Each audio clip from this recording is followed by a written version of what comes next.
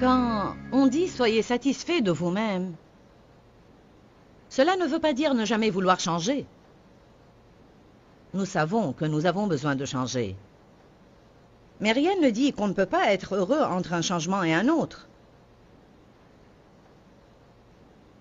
2 Corinthiens 3 dit que nous sommes transformés en l'image de Dieu en degrés variés de gloire. Degrés variés de gloire. J'aime ce verset. Allant de gloire en gloire en gloire. Quand on étudie la parole de Dieu, on se transforme en son image. De gloire en gloire en gloire. Mais vous devez vous réjouir dans la gloire où vous êtes maintenant. Ne regardez pas toujours à la gloire des autres, en souhaitant être à leur place. Combien d'entre vous savent qu'il y a toujours des personnes qui sont arrivées à une gloire plus élevée que la vôtre? Amen. Dans Deutéronome chapitre 7, verset 22, la Bible dit que Dieu nous délivrera de nos ennemis peu à peu. Personnellement, j'ai vraiment besoin de ces versets. Peu à peu, de gloire en gloire. Et quand le diable me dit à l'oreille, ça prend beaucoup de temps. Tu ne changes pas aussi vite que tu devrais. Alors je retourne à ces écritures et je dis, je ne suis plus là où je veux être, mais je remercie Dieu que je ne suis plus là où j'étais. Honnêtement, je crois que s'il y a jamais erreur que j'ai commise, et que je regrette maintenant, et j'essaye toujours d'éviter le regret, car ça ne fait aucun bien à mon avis. Mais s'il y a jamais erreur qu'il est difficile pour moi de ne pas regretter, c'est le fait que je n'ai pas joui des premières années de mon ministère comme je crois que j'aurais dû faire, et je n'ai pas joui non plus des premières années de mon cheminement spirituel avec Dieu. J'aurais aimé l'avoir fait. Cela est dû en premier lieu au fait que je voyais là où je devais être, et je voyais là où j'étais en ce temps, et je ne savais pas jouir là où j'étais sur mon chemin vers le but. Dites tous, je cours vers le but. Amen. Je veux saluer en particulier ceux qui se trouvent sur les balcons, et je vous dis, je suis consciente de votre présence. Sachez bien que je sais que vous êtes là-haut, et ça me bénit de savoir que vous êtes là-haut et que vous vous êtes assis là-bas, afin d'assister à la réunion. Bienvenue. Gloire à Dieu. J'ai voulu juste les privilégier pour qu'ils ne se sentent pas négligés. Amen. Le diable ne veut pas que vous accomplissiez votre destin.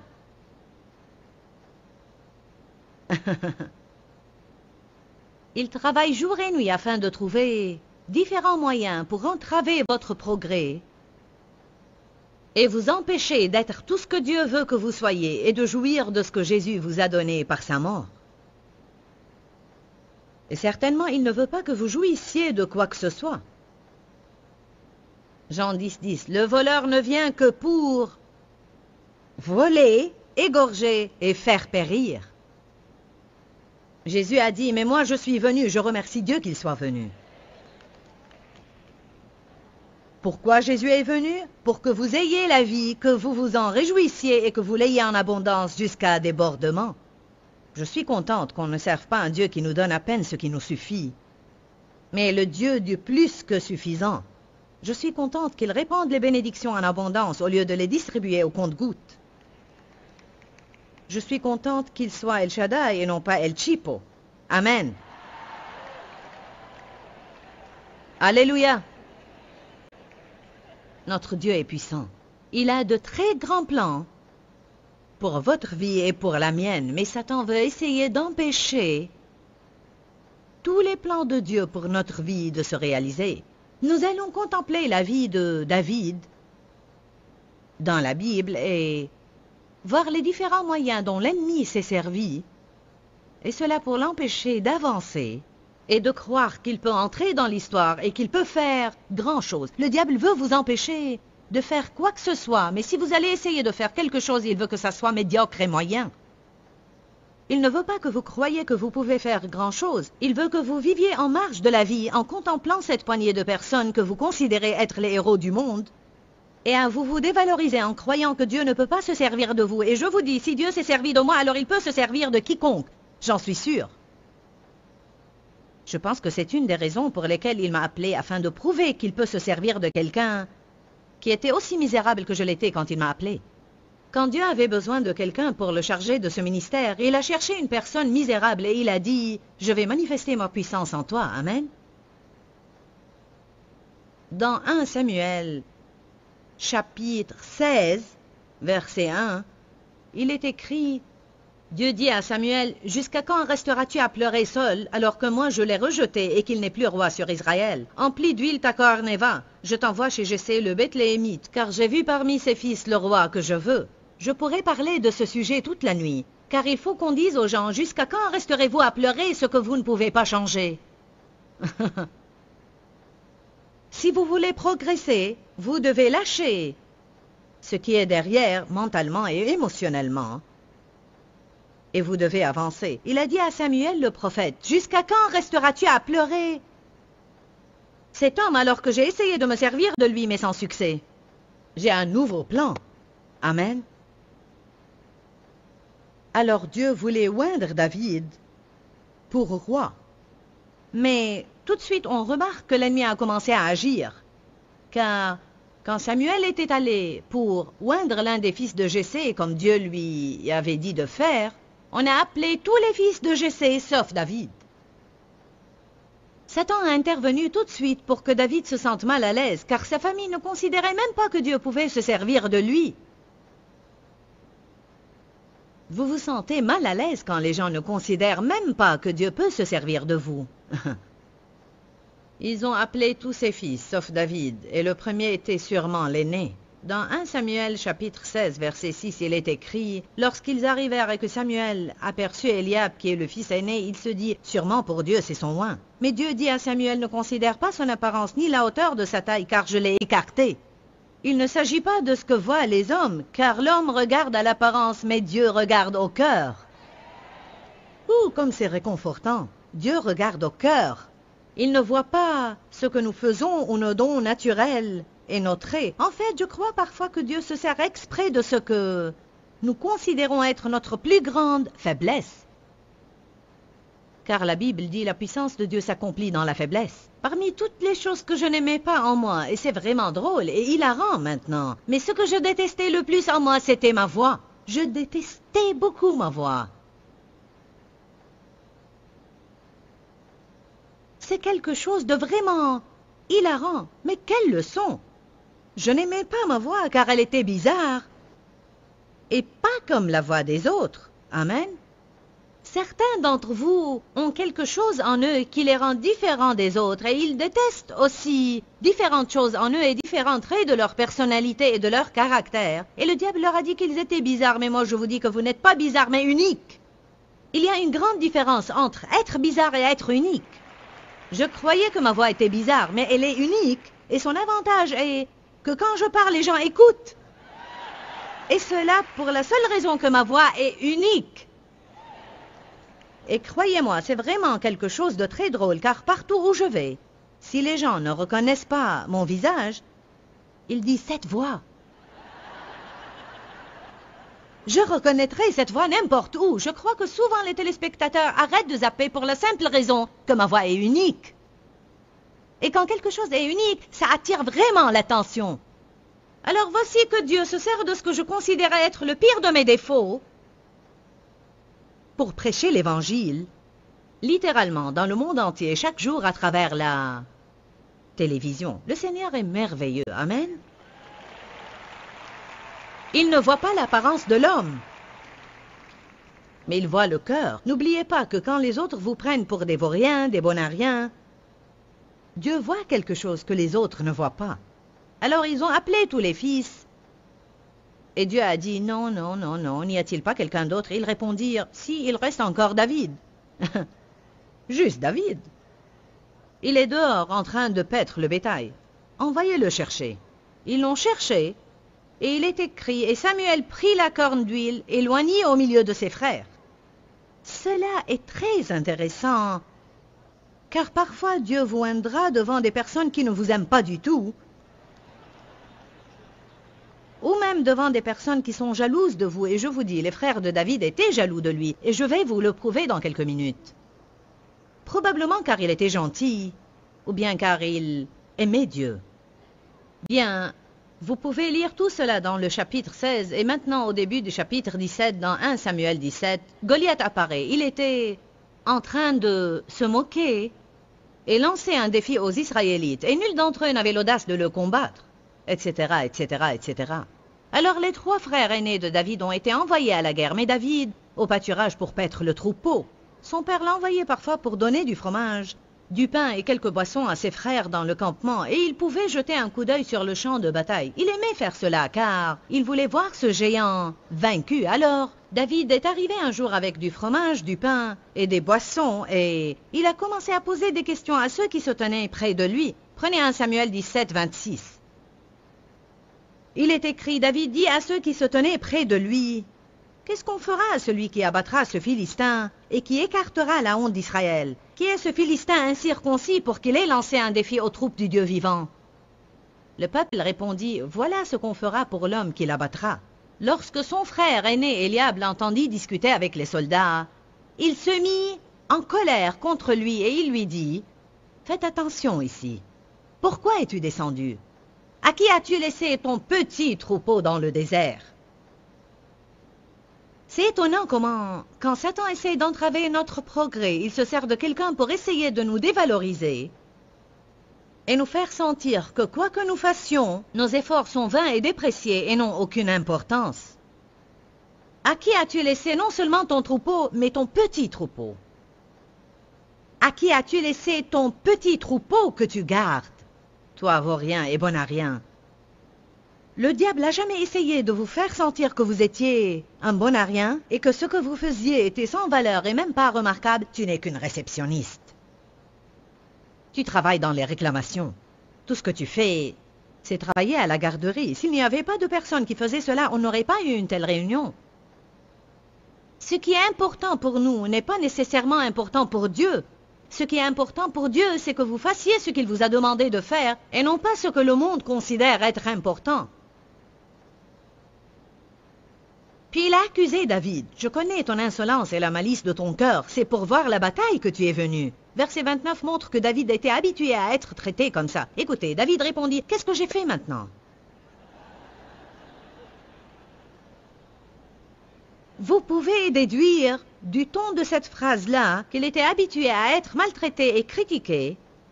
Il était habitué à être découragé, habitué à être accusé. Il était habitué à un tel traitement de la part de ses frères. Et écoutez bien, si Dieu veut se servir de vous, si Dieu planifie de se servir de vous, si vous regardez en arrière, vous trouverez qu'il y avait quelqu'un qui vous cherchait querelle toute votre vie. Vous avez été choisi comme souffre-douleur.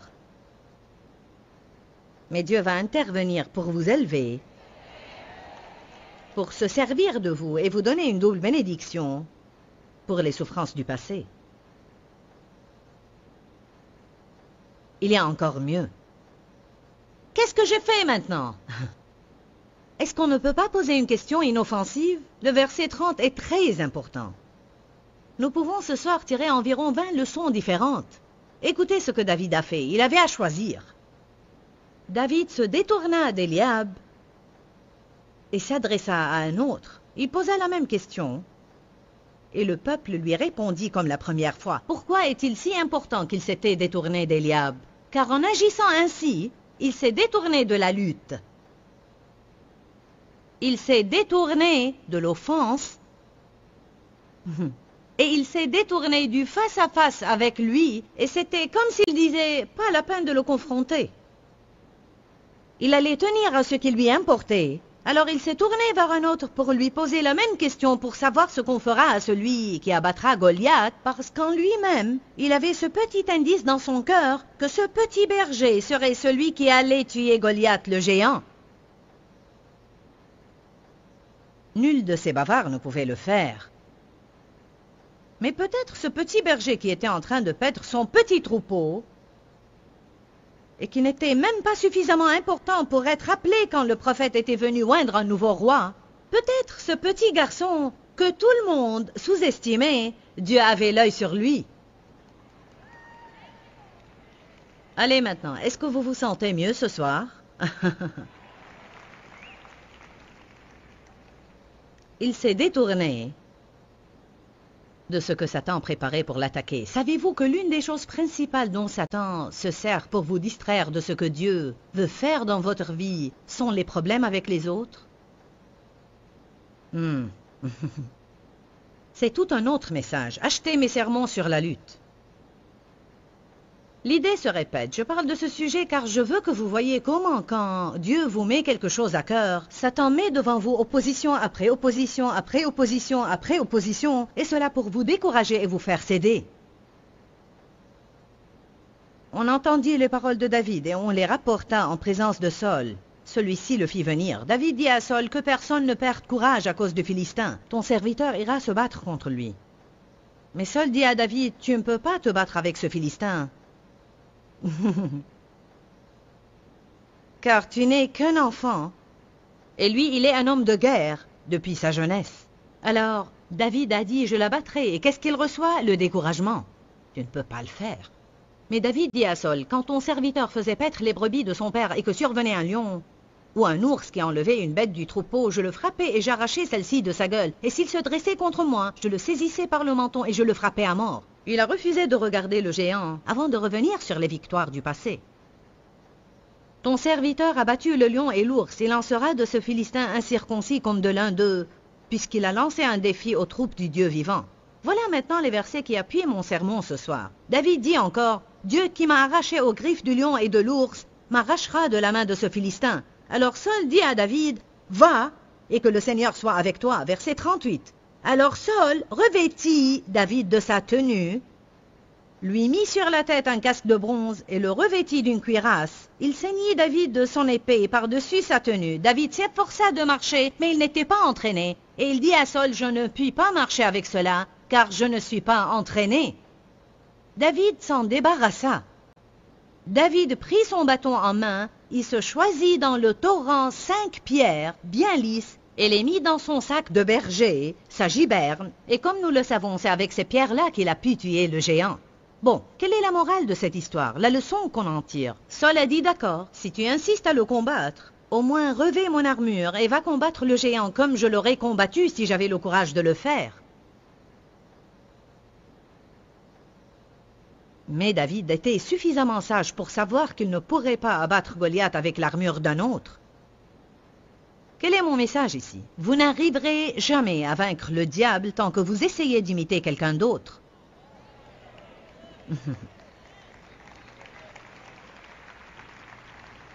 Vous n'arriverez jamais à battre les Goliaths qui sont dans votre vie tant que vous vous comparez aux autres, tant que vous faites concurrence avec les autres, et tant que vous croyez que vous n'allez pas être bien à moins que vous ne soyez comme eux. Saul dit, si tu es déterminé à l'abattre, abats-le donc à ma façon. Il répondit, non, je vais simplement ramasser ces petites pierres lisses. Mais qui tuerait un géant avec 5 pierres lisses? Je vous dis que peu importe ce que vous faites, ce qui importe vraiment est ce que Dieu décide de oindre. Il faut que vous compreniez que quoi que vous ayez, si Dieu vous demande ce qu'il a déjà oint, vous n'aurez pas à faire ce que quelqu'un d'autre a fait, mais ce que Dieu vous a dit de faire. Et ce n'est pas ce que quelqu'un d'autre a fait qui va être convenable pour vous, mais ce que Dieu vous demande de faire. Louez le Seigneur.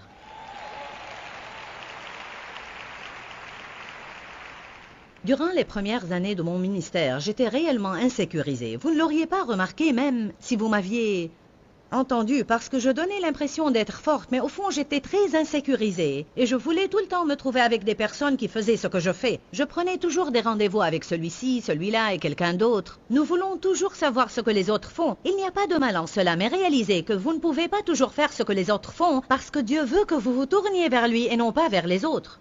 Je voulais toujours prendre des rendez-vous avec toutes ces personnes. Et à chaque fois que j'avais un rendez-vous et avant que je n'aille rencontrer les personnes en question, le rendez-vous s'annulait. C'était comme si Dieu ne voulait pas que je rencontre des personnes qui faisaient ce que j'essayais de faire. Je criais, Seigneur, j'ai besoin d'aide. Et bien sûr, il me répondait, je vais t'aider et te montrer ce que tu vas faire. En fait, Dieu savait qu'il me manquait tellement d'assurance que si je me trouvais avec d'autres personnes, au lieu d'être moi-même et de faire ce que Dieu me disait de faire, j'aurais fait tout ce qu'il faisait et cela n'aurait pas marché, parce qu'en réalité, ce n'était pas le plan de Dieu pour moi. Quand aurons-nous suffisamment d'assurance pour être des individus uniques et pour avoir peut-être le courage de faire quelque chose de différent?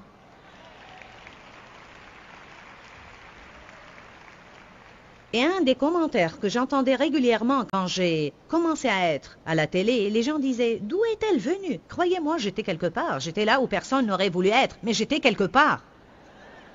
J'étais quelque part avec l'Esprit Saint, en train de combattre les diables. C'était là où j'étais. Amen. Et je voulais toujours savoir ce que les autres faisaient pour que je le fasse. Mais quand j'ai commencé à passer à la télé, un des commentaires que j'entendais régulièrement était « Cela est vraiment nouveau. Cela est original.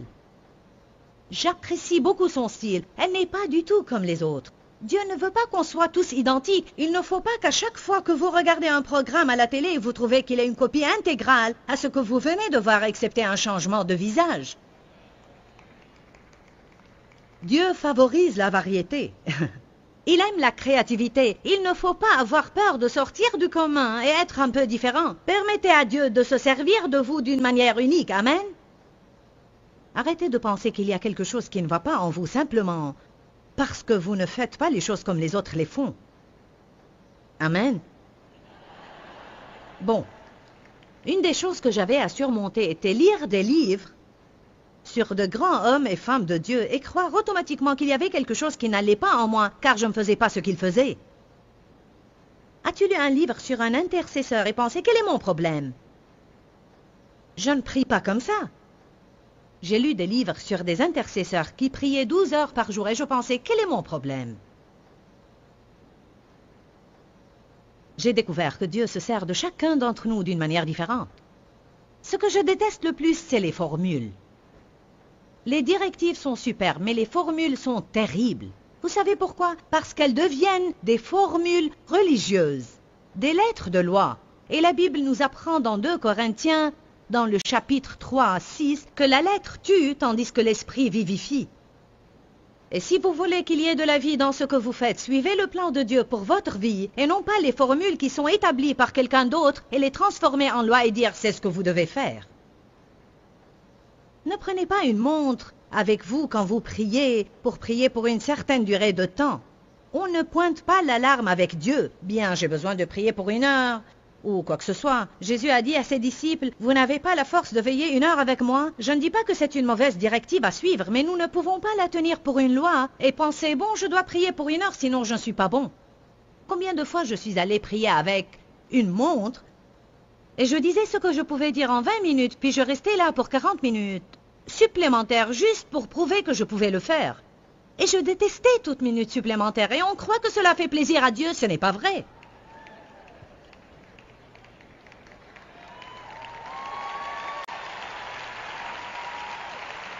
Il y a des fois où j'ai prié pendant 2 heures, et c'était comme si 10 minutes ont passé.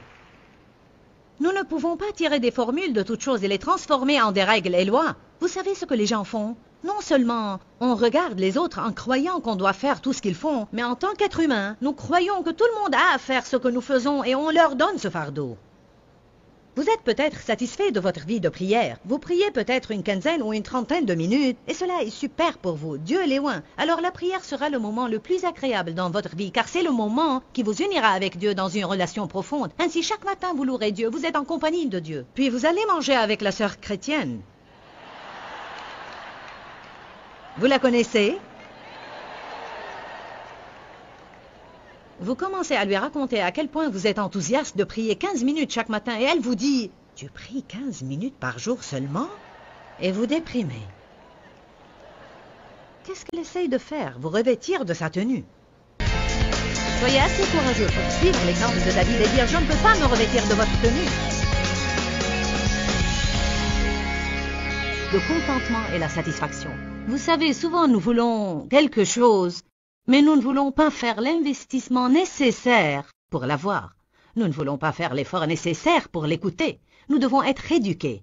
N'oubliez pas, mes partenaires et moi sommes en train de prier pour vous sans relâche. Et je vais vous demander maintenant de prier pour moi et mon ministère aussi. Restez à l'écoute et n'oubliez pas de demeurer dans la parole, parce qu'il y a réellement la vie dans la parole de Dieu. Pourquoi, Seigneur, pourquoi? Dans ce livret, Joyce Meyer nous enseigne à travers la parole comment être délivré de la confusion.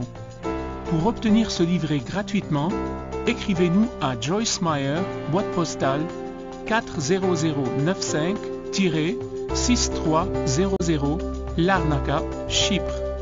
Ou bien visitez notre site web www.joycemeyer.org/fr.